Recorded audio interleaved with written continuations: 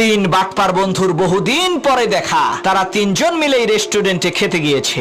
একজন রেস্টুরেন্টে ঢুকেই ওয়াশরুমে চলে গেল, বাকি দুইজন বসে আলাপ করছে। প্রথম বন্ধু বলল, দোস্ত তোমার বাচ্চা কাচ্চা কয়জন? দ্বিতীয় বন্ধু বলল, দোস্ত আমার একটাই ছেলে, সে আমার মতোই বুদ্ধিমান, দামি একটি গাড়ি গিফট করে বিরাট বড় লোকের এক মেয়েরে পটাইছে, কোনো মতে বিয়েটা হয়ে গেলেই মেয়ের বাবার সমস্ত সম্পত্তি আমার। তখন প্রথম বন্ধু বলল, দোস্ত আমার ছেলেরও তো একই অবস্থা, সেও বিশাল বড় লোকের একমাত্র মেয়েরে পটাইছে, মেয়েটিকে ইমপ্রেস করার জন্য একটা ফ্ল্যাটও গিফট করছে, ভালোই ভালোই বিয়েটা হয়ে গেলে মেয়ের বাবার সমস্ত সম্পত্তি আমার। এরই মধ্যে তৃতীয় বন্ধু ওয়াশরুম থেকে চলে আসলো। দুই বন্ধু মিলে তাকে জিজ্ঞেস করলো, দোস্ত তোমার ছেলে মেয়ে কয়জন? তখন তৃতীয় বন্ধু বলল, দোস্ত আমার একটাই মেয়ে, সে আমার মতোই ধান্দাবাজ, দুই পোলারে নাকে দড়ি দিয়ে ঘোরাইতেছে, একজনে দিছে গাড়ি আর একজনে দিছে বাড়ি, সামনে আরো কিছু আদায় করার প্ল্যান আছে।